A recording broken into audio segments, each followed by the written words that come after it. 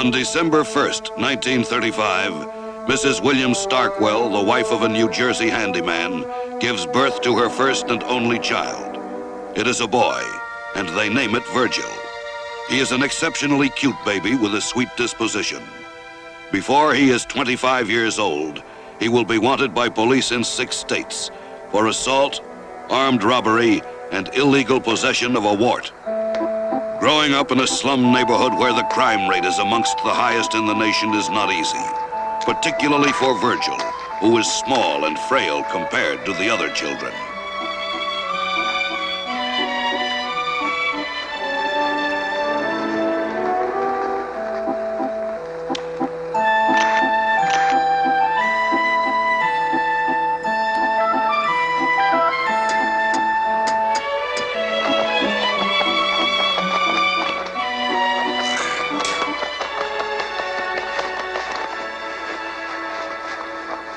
Virgil Starkwell attends this school, where he scores well on an IQ test, although his behavior disturbs the teachers. We interviewed Mrs. Dorothy Lowry, a school teacher who remembered Virgil. I remember one time he stole a fountain pen. I didn't want to embarrass him. So, you know, teachers have ways of doing things. So I said to the class, we will all close our eyes, and will the one who took the pen please return it? Well, while our eyes were closed, he returned the pen, but he took the opportunity of feeling all the girls. Can I say feel?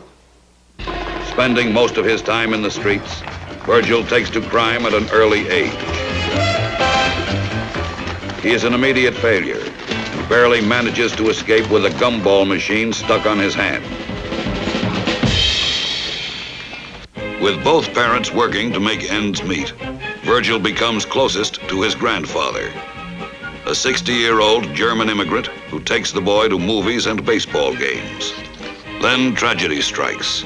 At a Washington Senators game, Virgil's grandfather is struck in the head by a foul ball. The blow causes permanent injury to his mind, and he becomes convinced he is Kaiser Wilhelm. Here are some rare photos of him with other patients on the sanitarium grounds. When he is 15 years old, amidst the violence and poverty of the slums, Virgil receives a cello as a gift. He is fascinated by the instrument, and for the first time in the Starkwell house, music is heard.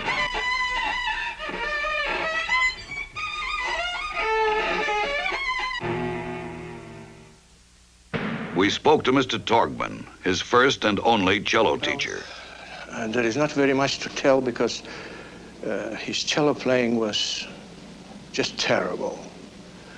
He had no idea about tone production.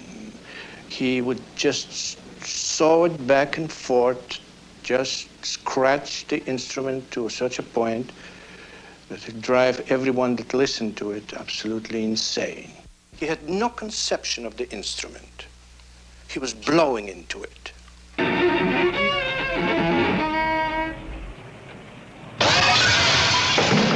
He loved his cello, and I think he stole to pay for his lessons, but he would not apply himself one iota. Virgil steals to pay for cello lessons, and although he does not achieve greatness on the instrument, he is soon good enough to play in a local band.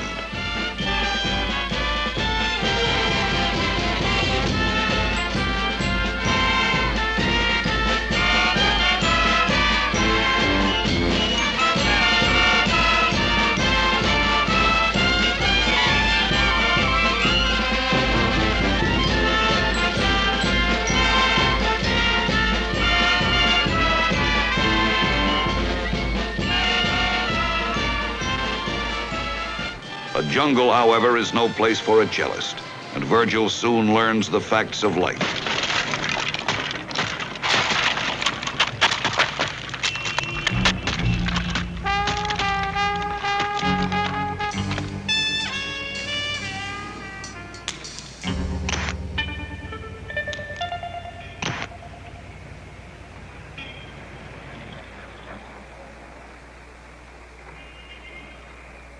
At 18, Virgil is lonely and confused. Unable to concentrate in school, he has long since dropped out. He wants nothing more than to belong, if only to a street gang. It is here, he thinks, he will prove his manhood.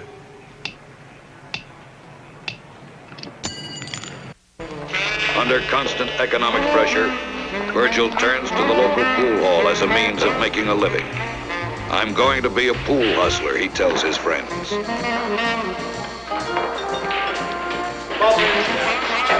Welcome back.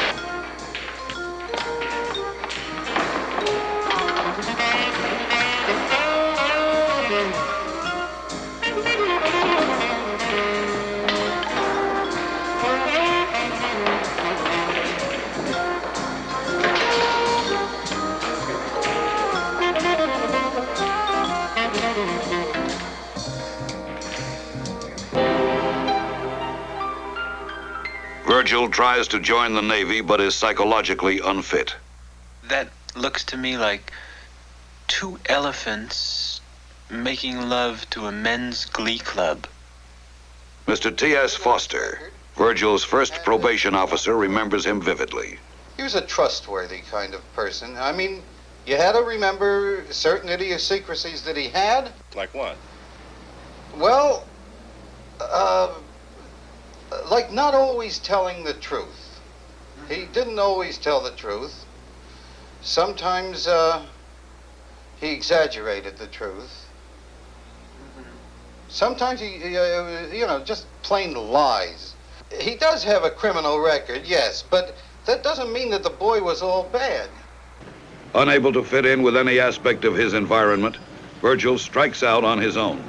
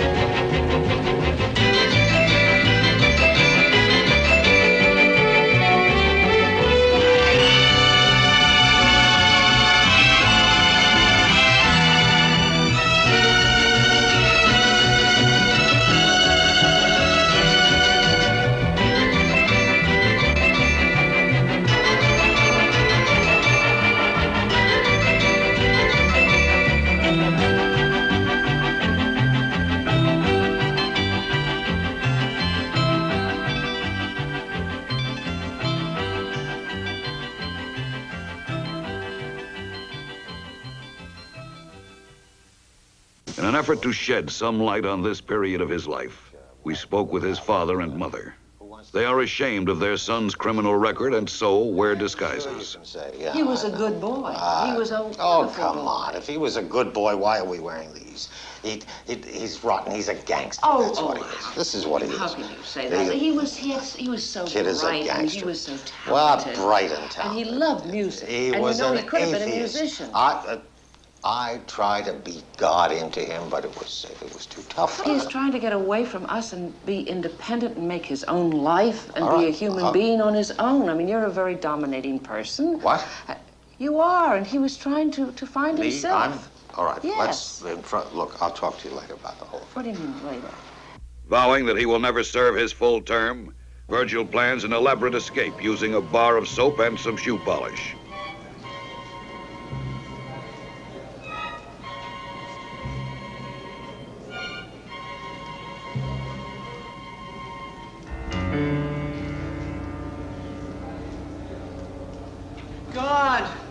God! Yeah. You gotta take me to the infirmary. What's the matter? Don't ask.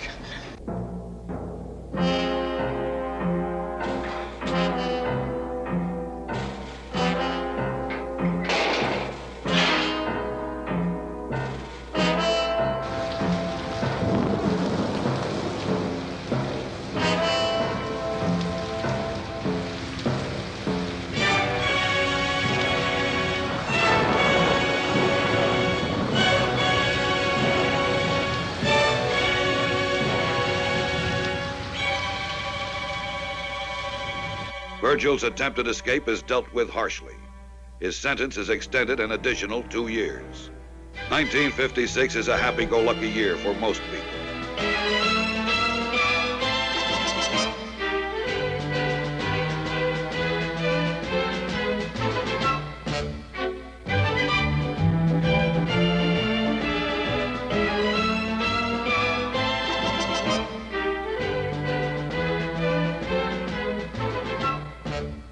Virgil sees none of it from his tiny cell. He marks time by reading, until one day a new opportunity arises. We need volunteers for an experiment. The doctors want someone to be inoculated with a new vaccine.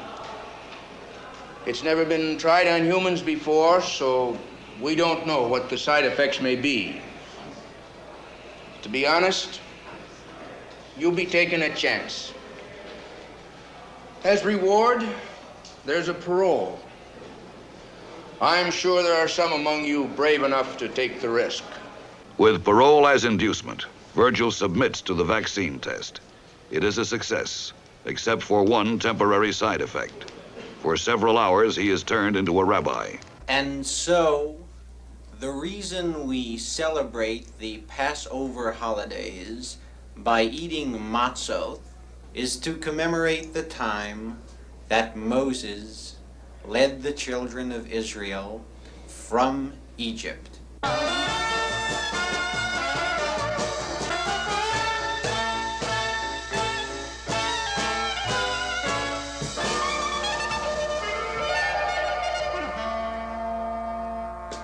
He has so many good qualities. I mean, Yeah, name. he had all sorts of mechanical abilities. He was artistic. Do you remember the painting he did for you on your birthday? No good Do you remember? atheist is what he was. That's what he was. I used to hit him and try to teach him about God, but would he listen? No. Virgil leaves prison, apprehensive, but with some hope that he can begin a new life. Instead, he finds a world difficult to cope with. Ashamed to go home, he rents a cheap room in a strange city.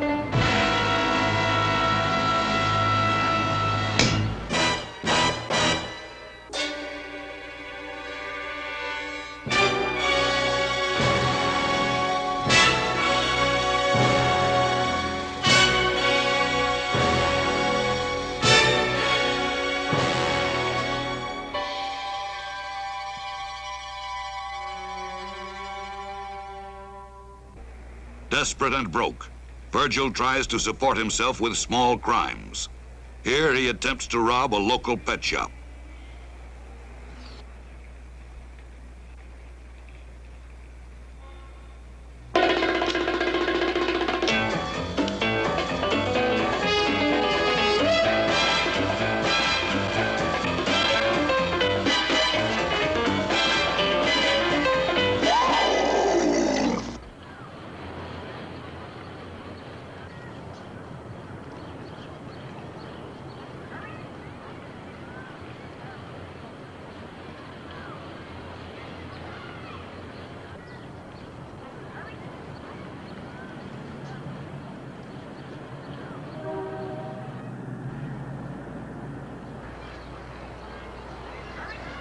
I hope you haven't been watching me. I'm not very good. I was strolling down here just now, and I noticed that you were drawing something, and I thought that I would... You can look at it if you want to. Can I? It's not very good. Oh, I wouldn't say that. I think that's wonderful. This is not very good.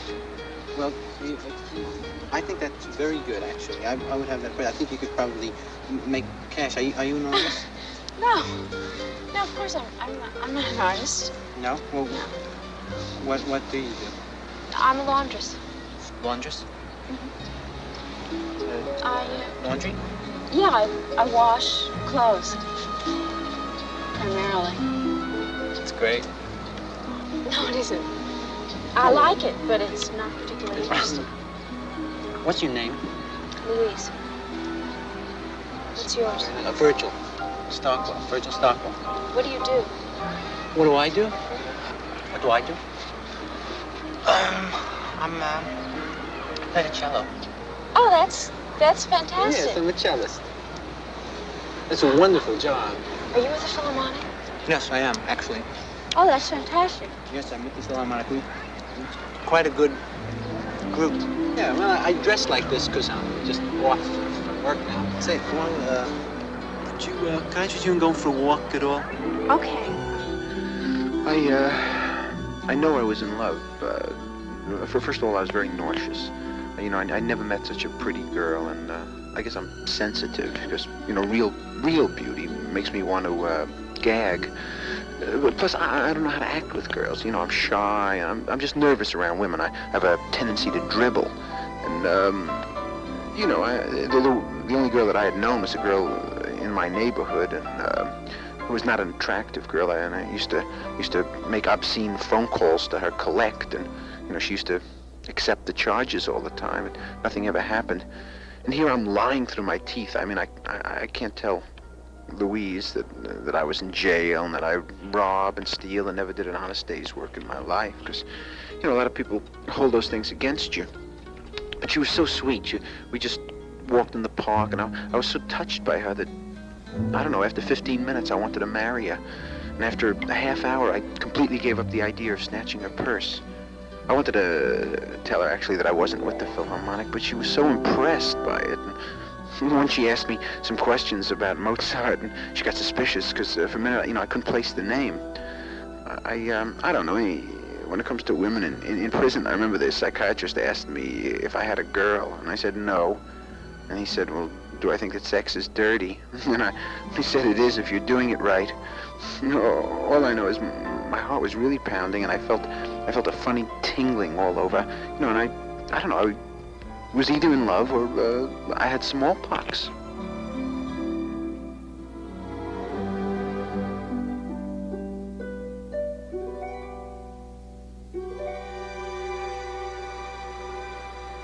Hey, you want to have dinner tonight? Sure.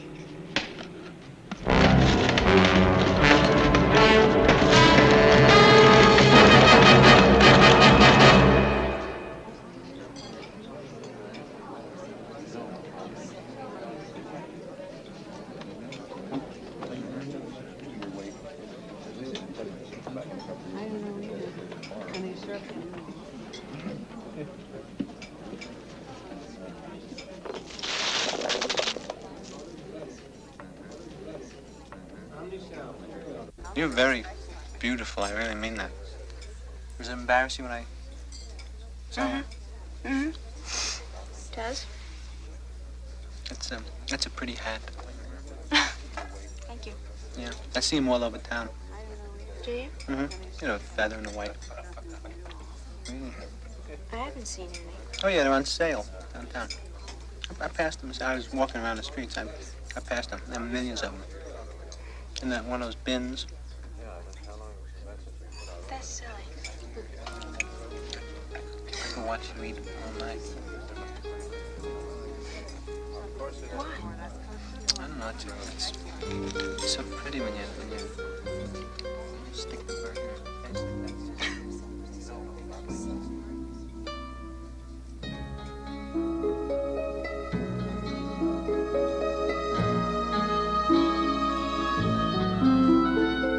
After dinner, we went for a walk. I asked her for a lock of her hair, you know, and we didn't have a scissor, so I tried pulling it out. And she was a good sport, I tell you. She was, you know, when she got excited, she stuttered. She was so cute that way. I like a girl who stutters, you know. They turn red, and they're always gasping for breath, you know. It's sweet looking. And she was an expert on laundry, you know. She was fantastic. I offered to let her do my shorts, and she was very moved by that, I think. She just knew everything about underwear. I never saw anybody who knew so much about socks and T-shirts. She was some kind of, you know, genius that way.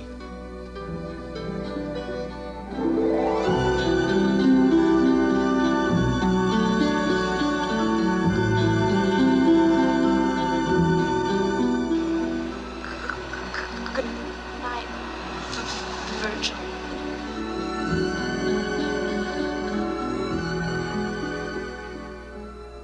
Continuing his deception, Virgil sees Louise more frequently. When she questions him about his cello playing, he avoids the subject. In order to better understand Louise, let us examine her background briefly. Adopted at age 2 from a cruel and impoverished orphanage by a career military man and his wife, she was subjected to an upbringing of extreme discipline, which left her shy and withdrawn. Never having a real home, she lived on army bases, while her father pursued a brilliant military career that after 30 years catapulted him to the rank of corporal. Her mother, an alcoholic, turns to religion for comfort and quickly becomes a fanatic. She responds to Louise's need for love by beating the child and claims to have conversations with God in which they discuss salvation and interior decorating. Destitute and in love, Virgil attempts to change his life with one bold stroke.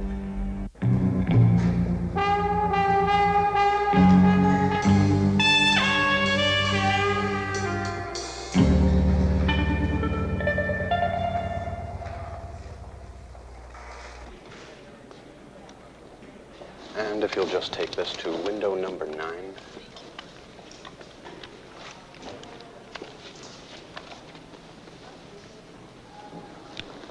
What does this say? Can't you read that? I can't read this. What's this? Act natural? No, it says, please put $50,000 into this bag and act natural. It does say act natural. So I am pointing a gun at you. That looks like gub. That doesn't look like gun. No, it's gun. No, that's gub. That's a B. No, see, that's an N. It's G-U-N. It's gun. George, would you step over here a moment, please? What does this say? Please put $50,000 into this bag and act natural. What's act? Act. Does this look like gub or gun? Gun. See? But what's apt mean? It's act. A-C-T. Act natural. Please put $50,000 into this bag. Act natural. It's not... Oh, I see. This is a holdup. Yes. May I see your gun?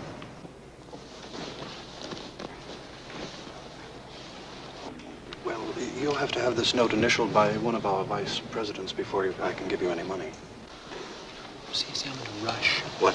I'm in a rush. I'm sorry, but that's our policy. The gentleman in the gray suit. That's G-U-N. I'm pointing. Yes, that's a B. That's I'm pointing gub. a gun at you. Gun? That's G-U-N. Oh, that's gun. a B. That's gub. No, excuse me. That's an N. Miss Frank. I am pointing a gun at you. Apt, natural. No, that's What act. is apt? Yeah, that's act. Oh, it couldn't be. That's Yes. a plain B. No. I'm afraid not. That's act natural, and I'm it pointing just a gun at you. Mr. Miller. I am pointing a gub. No, that's gun. That's G-U-N. That's gun. I am pointing a gun at you. G-U-B. No. It looks like a B, but it's an This one N. isn't right either. It says A-B-T. No, that's not. Yes, of course it is. I say it's a gub. gub. No, it isn't. That's the the point. two of us now. Let's say it's It gub. isn't N. I just couldn't come It has to be. Yes, we I'm discussed sorry, this but I- inside just a short while We ago. were there at the window, Well, I it's think gun. wrong, too. If I couldn't read, I wouldn't have. Hello, Louise. Listen, I can't make our date today. I've got to go up to Boston and give a concert. Well, look, why don't I give you a call in about 10 years.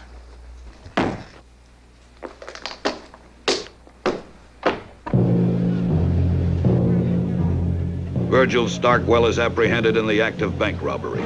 He is given 10 years in the state's strictest maximum security prison. It is here that he mingles with hardened criminals for the first time.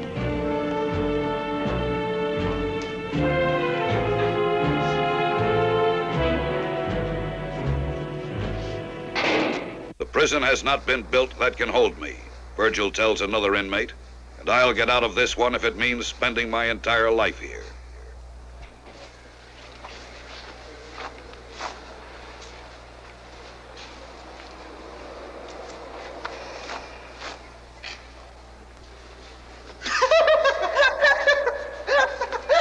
After all, what a child becomes is rotten. according to what his Right. environment You is, know, what his background is. I Let's knew- face it. I- It look, was would- our fault. Would you let a man say a word or two?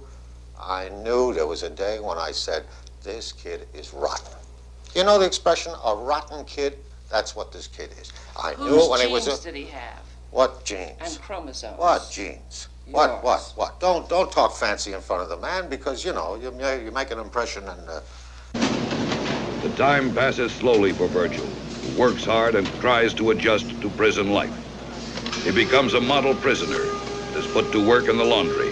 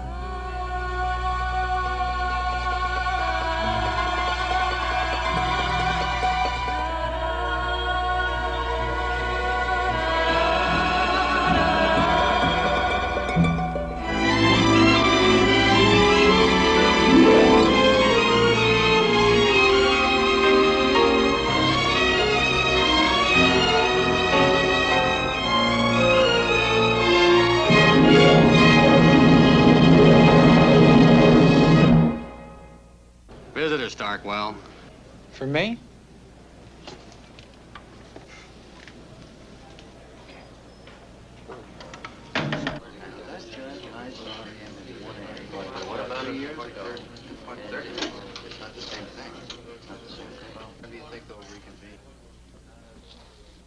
I'm not with the Philharmonic. I know. I'm sorry. It's okay, Virgil. You don't mind that I came to see you, do you? No, I'm happy to see you. Good, How did you find out I was here? I called up your landlady. She told me where you were. She said that... Virgil, did you rob a bank? I did not rob a bank. If I had robbed a bank, everything would be great. Well, what did you do? I tried That's to what rob a bank is what happened, and they got me. I misspelled the note. Virgil. Can you bake? Mm-hmm. Yeah. I need a cake. Big cake. Like a chocolate layer cake. Virgil, you're allergic to chocolate. I need a cake with a gun in it. I'll bake you a cake. I And then I'd like will put the about gun a in. dozen chocolate chip cookies with a bullet in each. How long are you going to be here? Oh, well, I estimate in the neighborhood of, what's today, Monday? Mm-hmm. Tuesday, Wednesday, next year, 10 years. Is it possible you could wait for me? Yes, if you want me to. With Louise to inspire him, Virgil works hard and becomes more optimistic. She comes frequently for the next few months. He complains about the food, and she brings him home-cooked meals.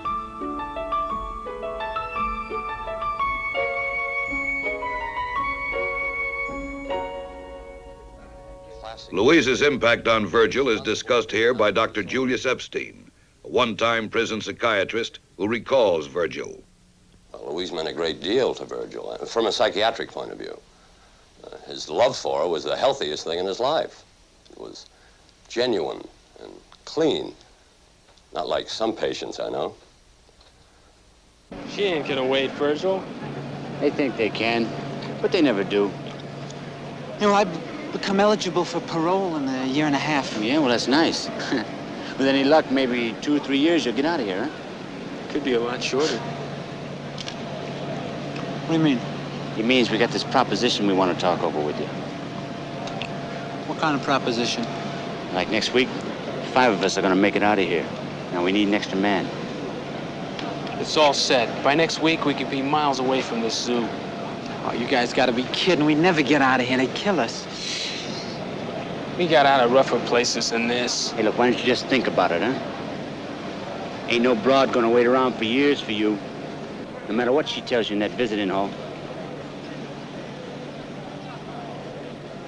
Well, I think the conflict in this personality disorder started from his formative years.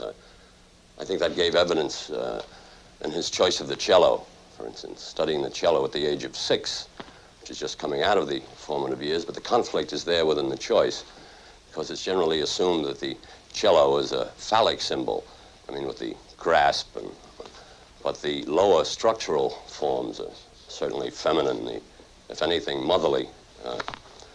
In fact, the utilization of the bow, I would imagine, is the sublimation of stroking a torso. So between the grasping of the phallic and the stroking of the torso would create, I would imagine, great conflict, even at the age of 6.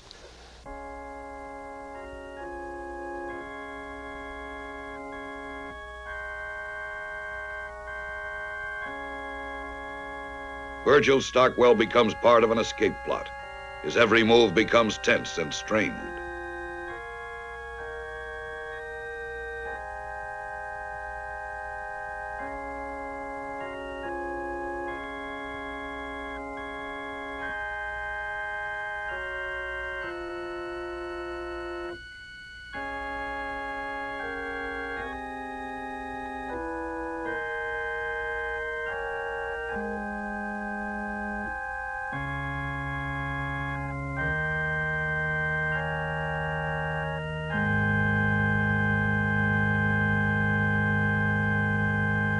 Take the guards on our floor with us, so be ready in case there's some trouble. I still don't understand how we're gonna get past the main tower. We're gonna be dressed as guards. That's why Friday at noon, because you work in the laundry, you're gonna steal the guards' underwear. What? Yes, we already got some uniforms stashed in the dark room. I don't understand. If you got the guards' uniforms, what do you need their underwear? We want to do this as realistically as possible. I'm known for my detail work.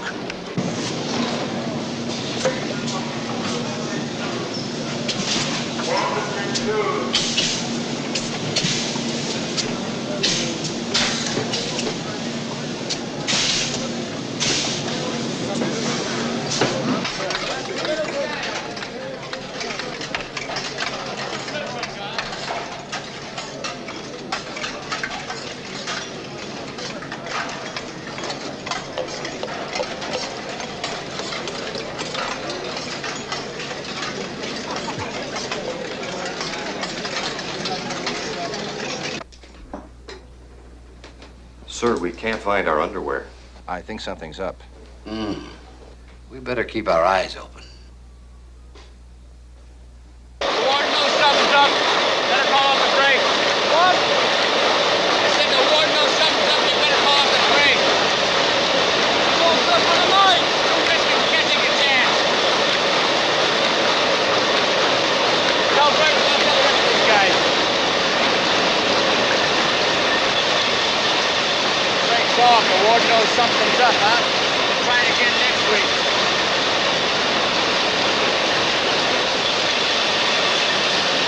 The warden wants to see you. Come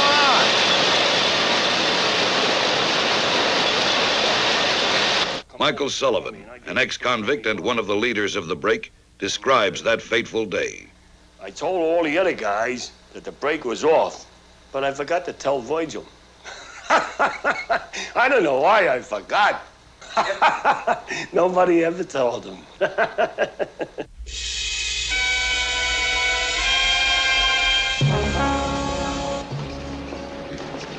All ready. What? Huh?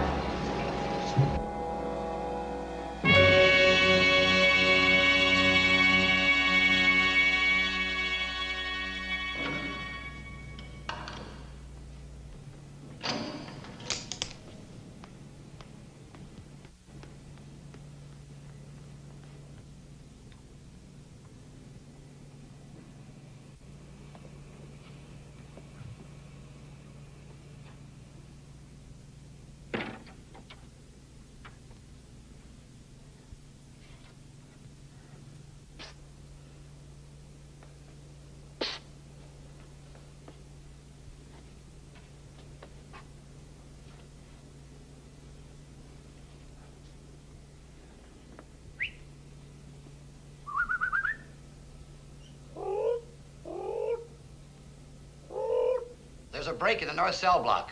Notify the warden immediately.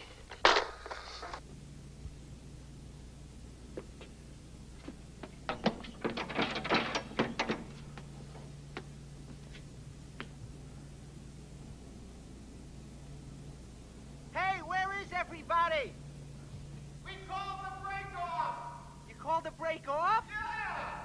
Why didn't somebody tell me? Did you hear that? Virgil's out there by himself. Could somebody possibly sneak downstairs and let me back in?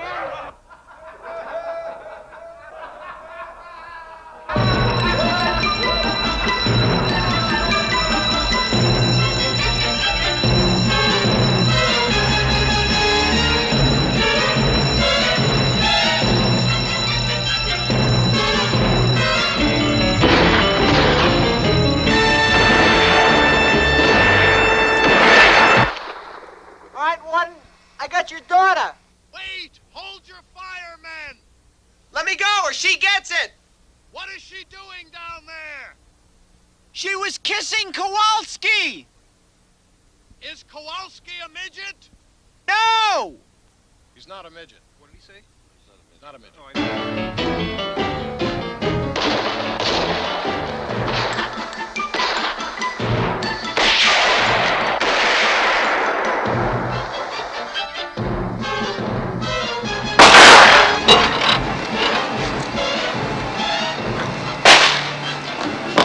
Taxi, please. First one in line's next.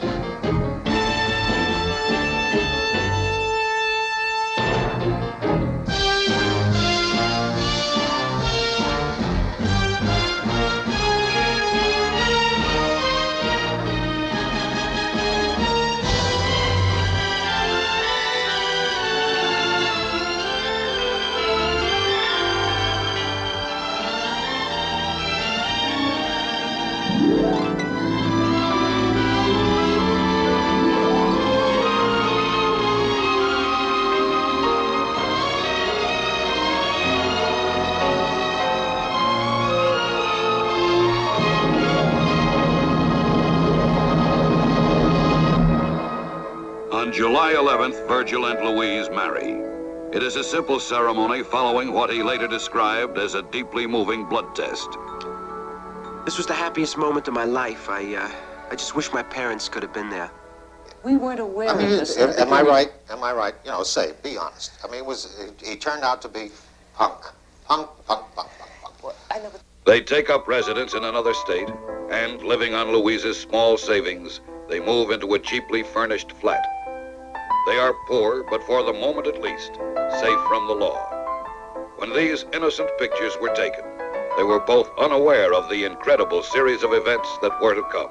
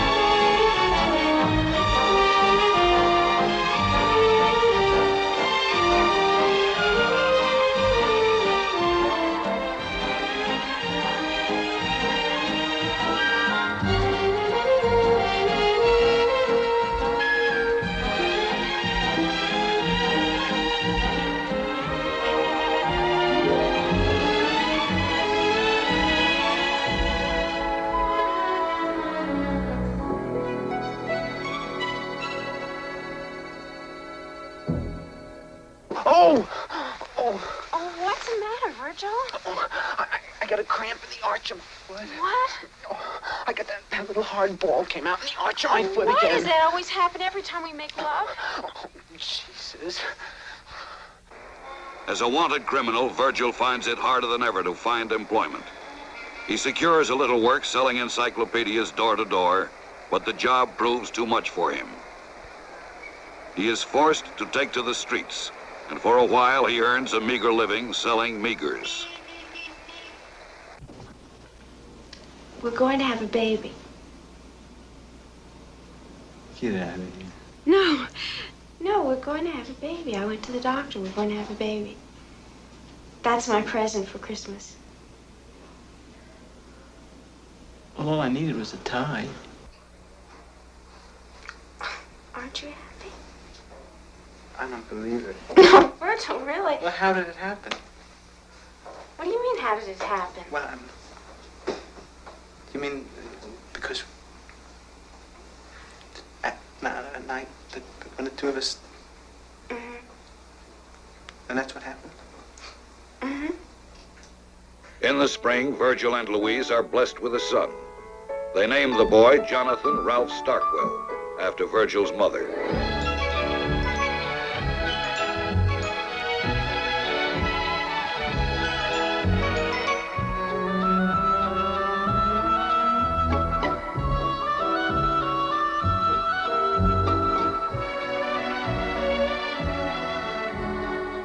Virgil and Louise move to a new state and try to start over. Virgil has the usual trouble finding work. Finally, he hears of an opening in an insurance office and is back against the wall. He attempts to lie his way into the job. Please sit down.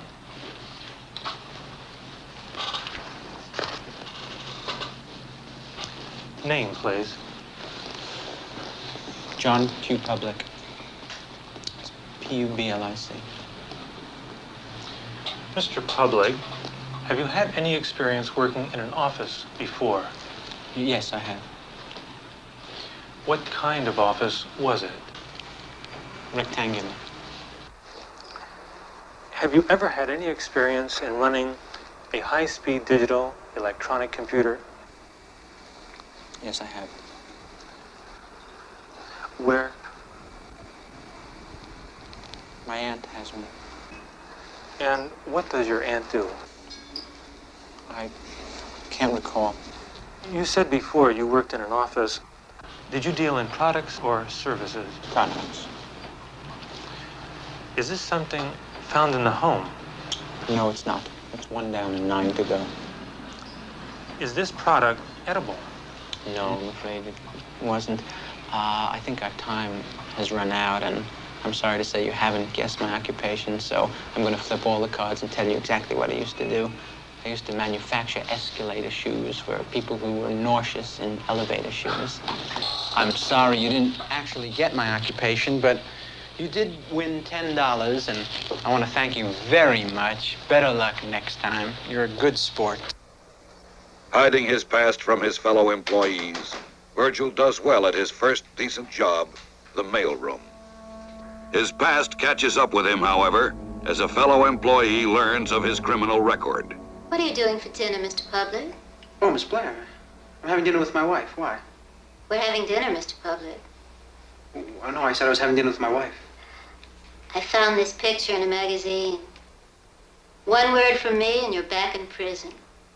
Okay? What do you feel like eating? Virgil Starkwell becomes the victim of a blackmail plot.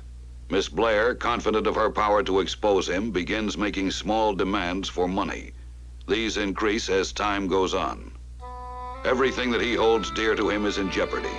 His life and family hang on the whim of an unstable woman. He is driven to desperation, and with the responsibility of a wife and child to protect, Virgil Starkwell contemplates murder. What would you like to drink? Oh, what do you have? Oh, how about some sherry? I have some very fine sherry.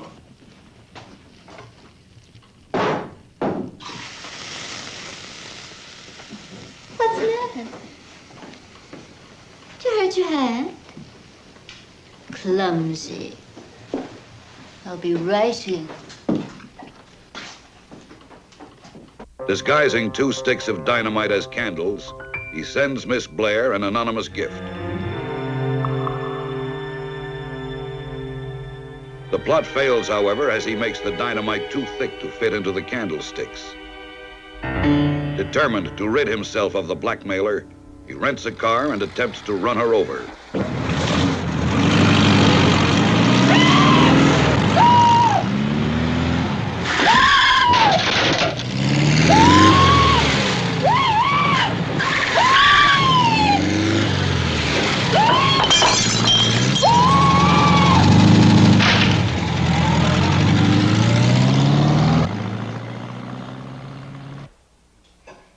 You know, I think somebody's trying to kill me.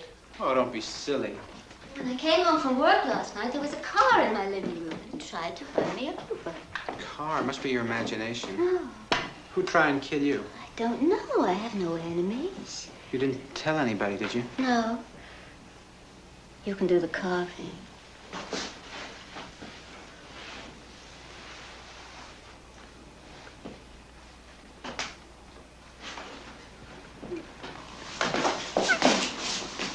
Virgil! Can't you wait? I mean, you eat like an animal. It's delicious, really. I'll get the salad dressing. We'll make a toast, and then you start on that turkey leg.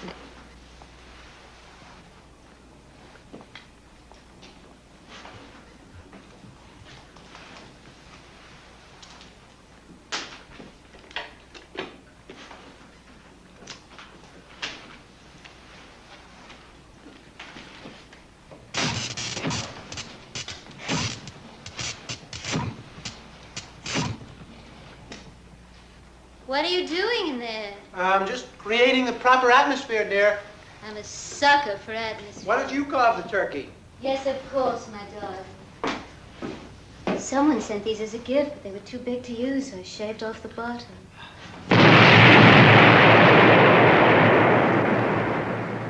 With law enforcement agencies on his trail, Virgil takes his family and heads south. Here, they manage to secure cheap lodging temporarily. This was really a desperate time in my life. You know, we had no money. I tried mugging old ladies, but I got hit in the groin with a crutch. I didn't know what to do. I tried counterfeiting for a while, you know. I just got the plates all fouled up and everything. Lincoln came out smoking a cigarette. And I robbed a butcher shop. That was the best I could do. I got away with 116 veal cutlets. Then I had to go out and rob a tremendous amount of breading.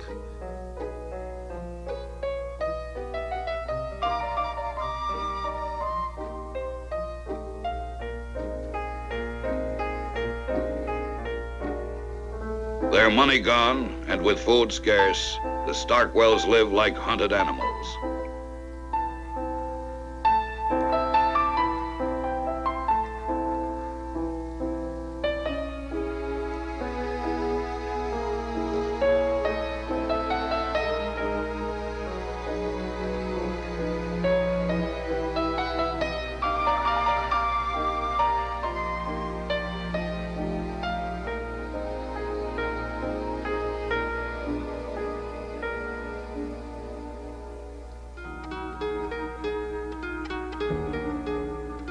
You weren't very happy then. Oh, no, this was the low point of my existence. I was thinking of getting out of crime altogether, maybe becoming a singer or something. Must have been a very tough decision for you to make. Yeah, it was really tough, but my family was starving, and I'd already filed for bankruptcy, you know. I see. Well, what prompted you to go on? Oh, well, I came up with an idea for a robbery that was so fantastic and so brilliant that when it was over, it was considered a real work of art by all the guys in my cell block. They must have looked up to you. Well, you know, those guys are mugs. I'm gonna rob a bank. Oh, no, Virgil, not again. Yes? I think so. I think that's our only way out of this mess is for me to... There's a little dinky bank in Ross County, and I think if I could get 2 or 3 good men, I could get in there and get it, and we could go down to Mexico or up to Canada or... But Virgil, what if you got killed? No, don't worry. Nothing to worry about. I know how to use a gub. No, it's gun, Virgil. Oh, gun. I'm sorry. Did I say gub again? Yes.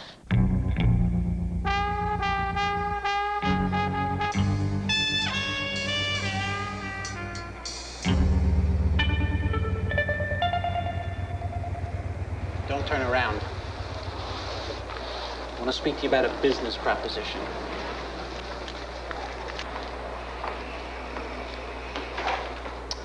It's a bank job. A couple of guys and myself going to get together about 4 weeks from now. $250,000. We walk in and take it like that. It's an easy job. Figure we just pull up, take it.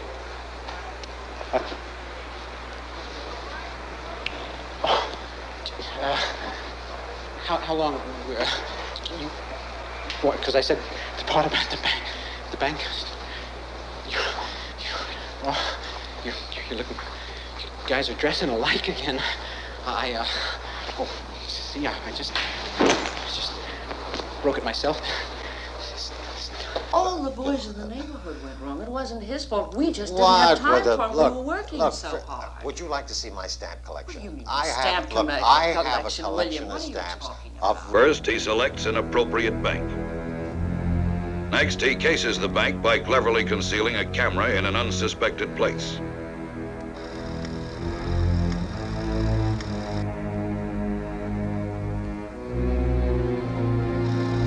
That night, a meeting takes place. Among the ones chosen are some of the most sinister names in the underworld.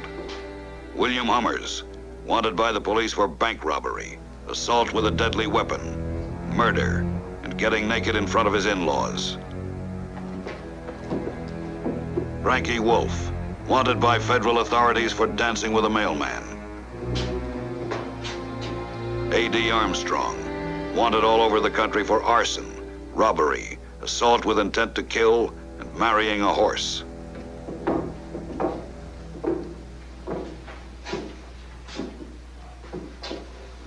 right, boys. We're here to talk about the Union Fidelity Bank. June 16th, 10 a.m. What you're about to see are films of the Union Fidelity Bank. We're gonna see them just once. Then to destroy the evidence, we're gonna eat the film. It'll be buffet style. You can just help yourself, take plates. There's potato salad over there, and my wife made coffee. These films could save your lives.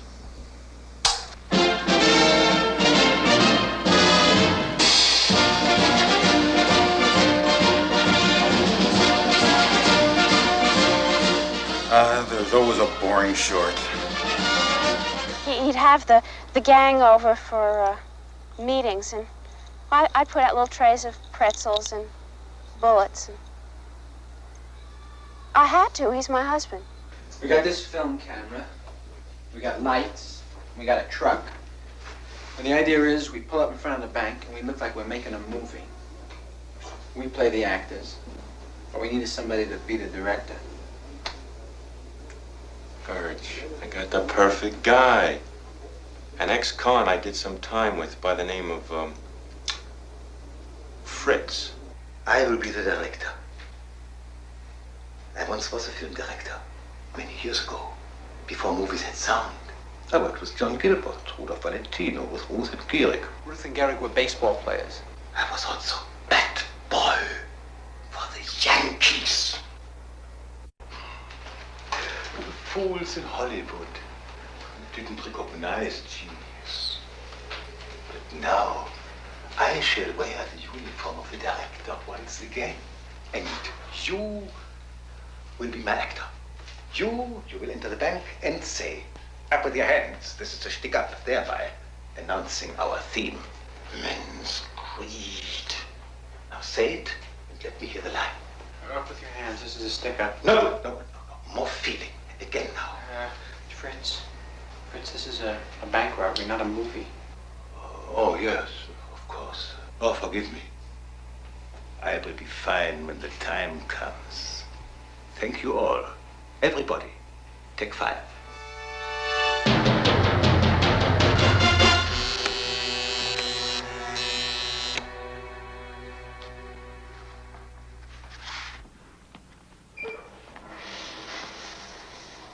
Oh, don't tell me you're going to use the shower now.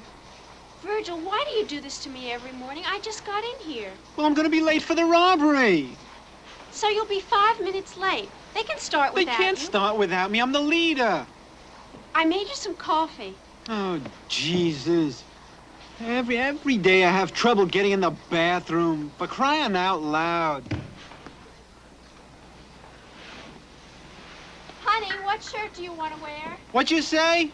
I said, what shirt do you want to wear? I'm going to wear my light blue. No, you're not. It was dirty. I washed it last night. Why did you wash it? I was going to wear it today. I washed it because it was dirty. Well, so what? I'm just going to rob a I happen bank. to have ironed your beige shirt. Do you want to wear that? No, I can't wear a beige shirt to a bank Why not? robbery. Because it's light. I'll be an easy target. I think it's a perfectly good shirt to wear. No, it isn't a good shirt. It's beige. What who are the other wears guys beige wearing? to a bank robbery? What are the other guys wearing? I don't know. For crying out loud. Well, why don't you call them up and ask them? Oh, nobody's going to be wearing beige to a bank robbery. It's in poor taste.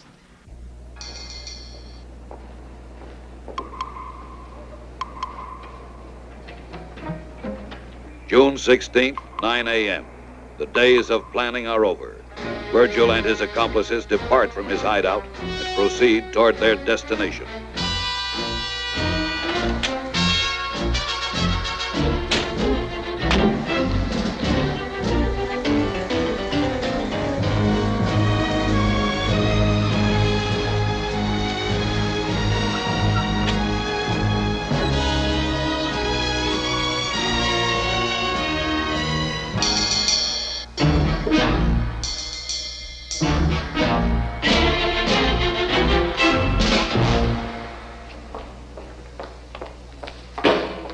Everybody get your hands up. This is a stick-up.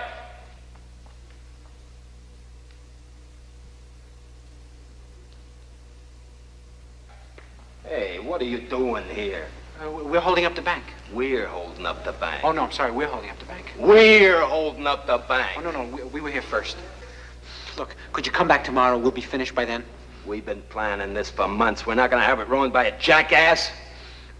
All right, we'll take a vote. How many people here would like to be held up by this group? Now, how many people would like to be held up by our group?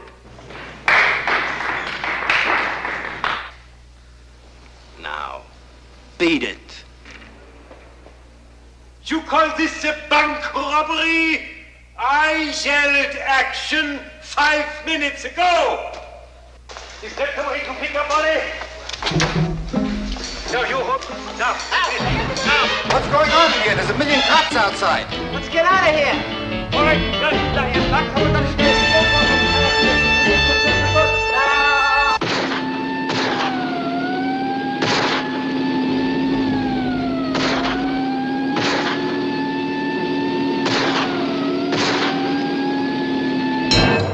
Each member of the gang gets 5 years for his part in the crime. Virgil gets 10. He is taken not to prison this time, but to a road gang, where his criminal behavior will cost him dearly. You men come here because you committed crimes rendering you unfit to live in decent society. That's too bad. I think you're gonna find you made a mistake you're gonna regret. Our job, man and the boys, is to see that you get some civilization in you so that when you leave here, you're gonna think twice about performing antisocial acts. And my advice to you is to obey the rules and do your job. You got any complaints, you come to me. There ain't nobody on the outside gonna help you. Now, we don't like complainers and we don't like troublemakers. If things get a little too rough for you in here, you're just free to take off for Florida.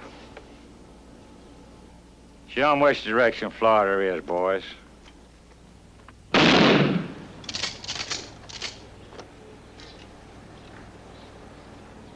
Any questions? Do you think a girl should pet on the first date? What?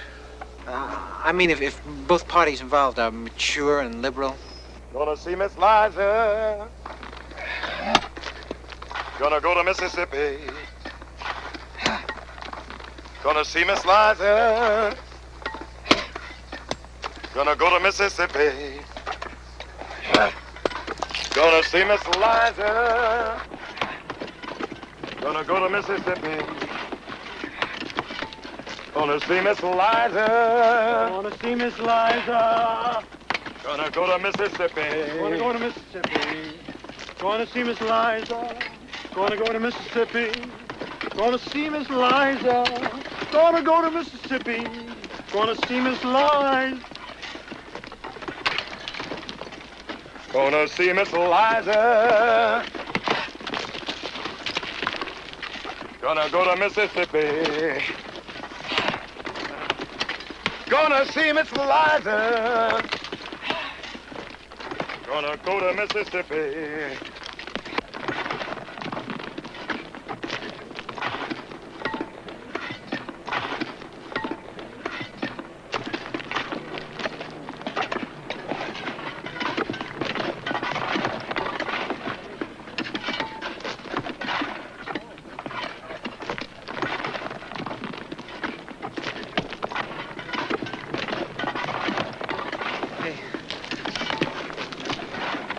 You think you got a good enough aim with that hammer to knock these bracelets off me? Look, man, I don't want no trouble. Nothing's gonna happen. You think you can do it? I've never missed yet. All right, go ahead.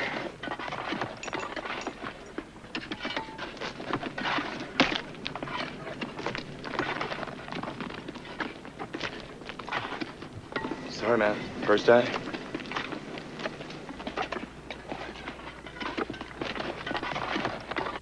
Food on a chain gang is scarce and not very nourishing. The men get one hot meal a day, a bowl of steam.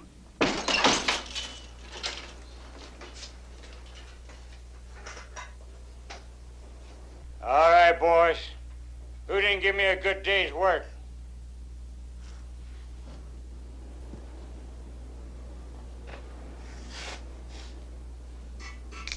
Come with us, Wilson.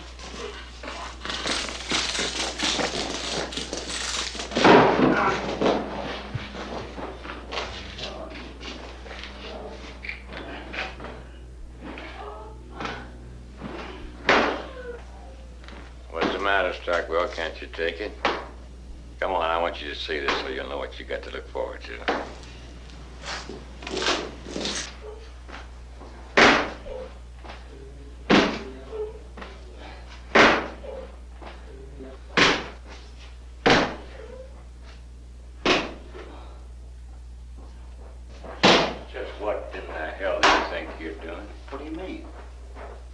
Don't beat the shout of you damn fool. Be him.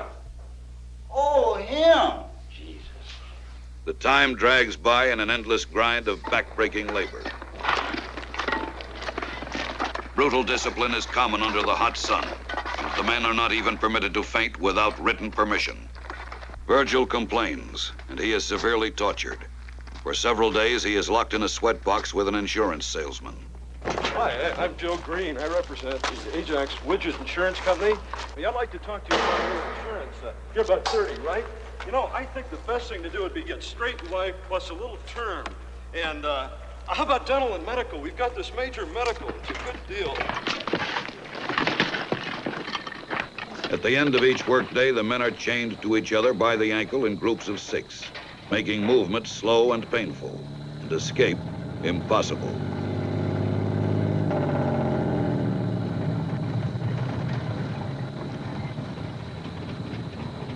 Then, one day, the impossible is attempted.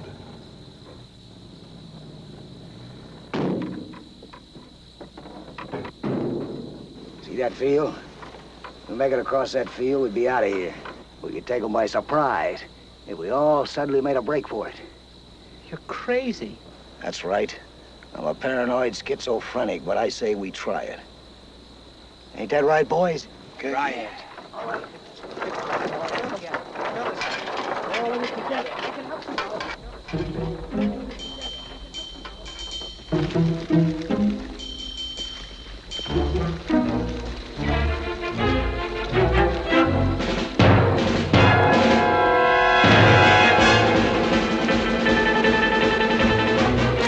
I'm not with them. I want to stay. All right, everybody split up.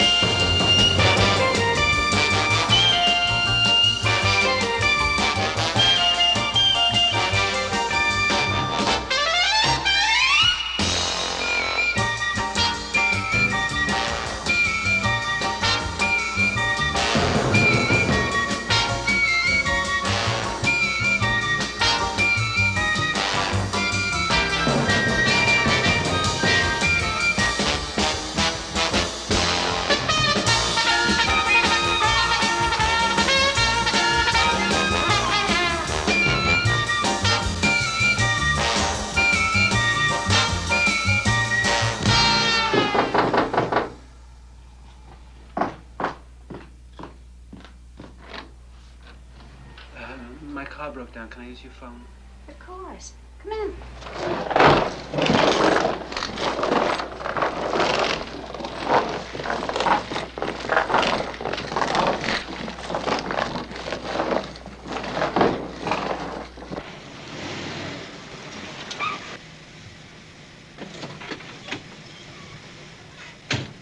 Okay, now, we're gonna get out of here. I know a guy in town who's got enough tools to get us out of these chains. All right. Now, you act natural and answer it, or you're finished. Who is it? Patrolman Lynch. Can I come in? Well, not now. It's an emergency. I'm afraid I'll have to. You better untie her. Tell them that we're your cousins. Tell them we're visiting you from out of town.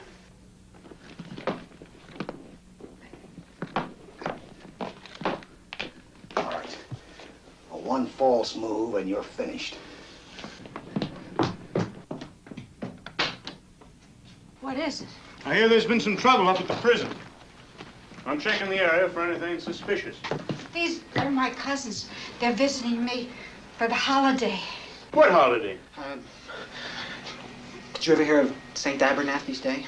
No. Well, that's what we're here for. Come here, you.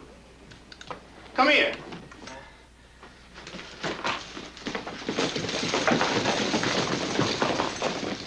Do you think your cousin is safe living here all alone? Look how close we are to the prison. Look out here. It's just a few miles down the road. Come here. I don't know. You sure can't be sure when you live so close to a prison. Hey, wait a minute. Did I see something move out there? You couldn't have. I'm sure I saw something move. Quick, everybody take one window and check it. If there's somebody out there, we're gonna have a chance to see him.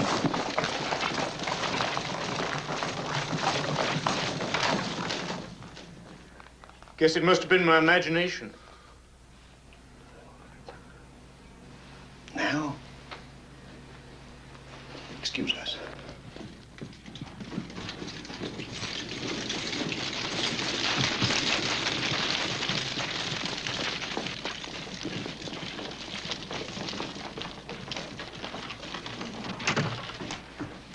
They're escaped convicts. Really? They've broken in.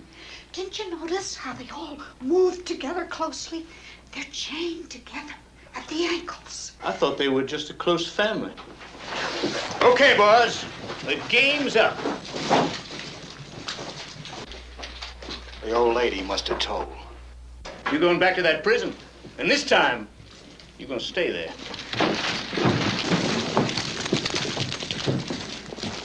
Where are we gonna go? We need tools. Let's get my wife. She'll help us out of this.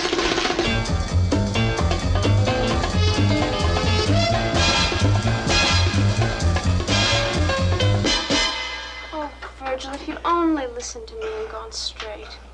Honey, we needed the money and I robbed a bank. Virgil, when are you going to stop doing that? Don't you realize you're a father? You have responsibilities. If she's my wife, I'd build her one. Do you mind keeping out of this, please? I don't want to discuss it unless we're alone. Well, I want to discuss it now. All right, you don't want to discuss it alone? Okay. I'm going into the next room, and I want to talk about it right now. I can't come in alone. I'm chained. I'm never going to be alone unless we go someplace where they got tools or something. These guys are with me for good now. How do you think I feel? I'm a young woman sleeping alone here every night. Darling, look. Don't you think that means something to me? How do you think I feel?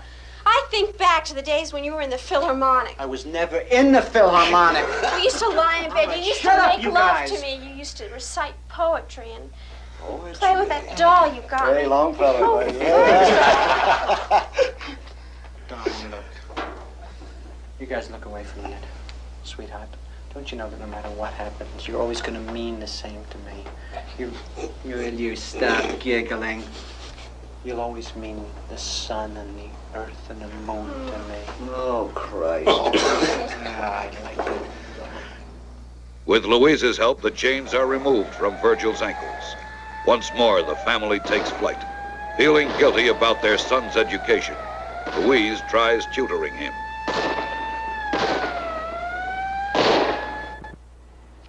He's been very depressed. He has.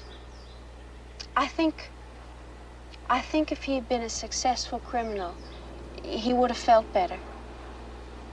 You know, he never made the 10 most wanted list. It's very unfair voting. It's who you know. Virgil Starkwell embarks on a series of crimes that make him a wanted desperado.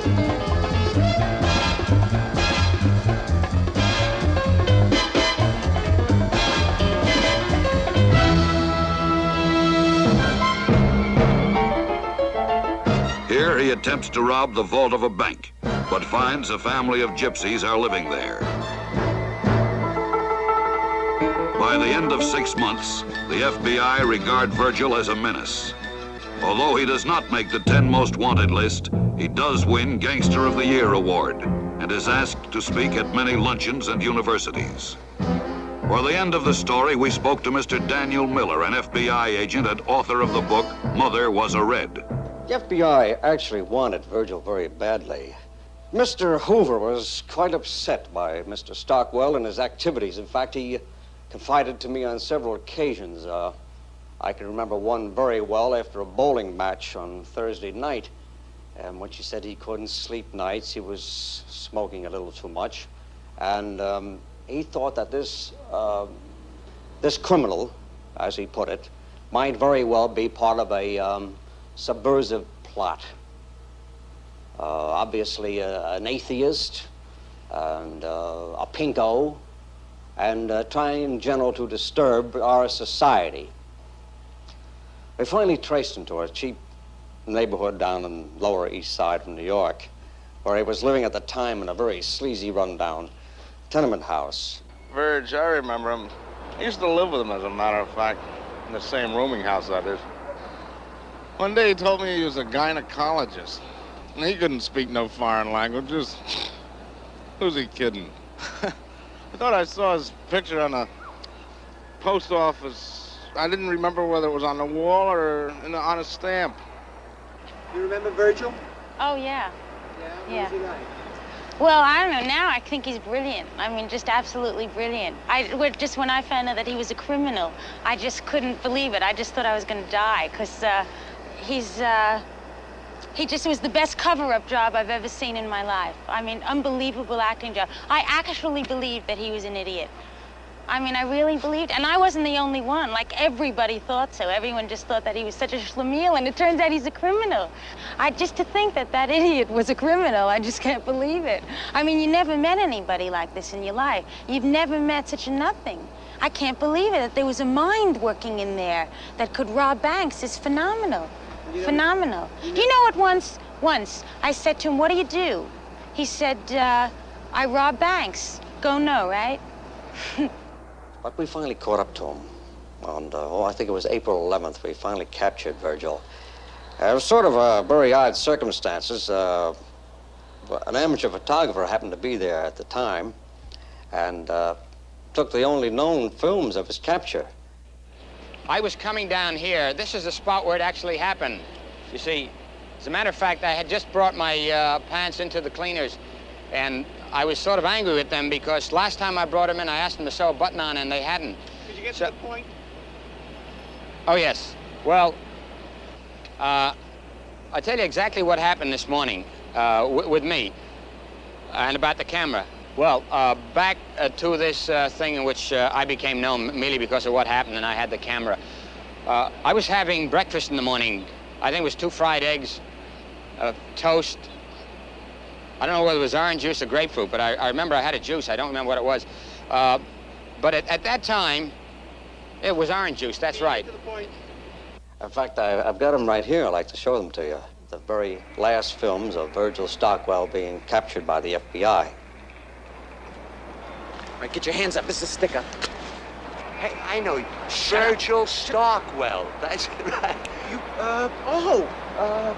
Eddie, what, Haynes? That's right. We were in the marching band together, right? You played the cello. You were always there. I was trombone, first trombone. Isn't that funny? My God. Hey, what are you doing? I'm with the Philharmonic. Hey, no kidding, that's great. Gee, I was just talking to someone, Oscar Sunken, about the great times we used to have together, remember? They were hilarious. You remember when we got caught taking a shower in the girls' locker room? I do. I never saw anybody so embarrassed. I'll never forget your face. Right? My face, you dropped the towel. You dropped the towel, too? Let me have your watch, will you? Yeah, sure. Hey, remember that we painted the car yellow? Right, on Halloween, I remember that. That's right, it was Halloween. That was really fun. It was yellow striped. That's right, like a barber poles. Hey, keep your hands up, I have to shoot you. Yeah. Oh, Jesus, you remember the football game?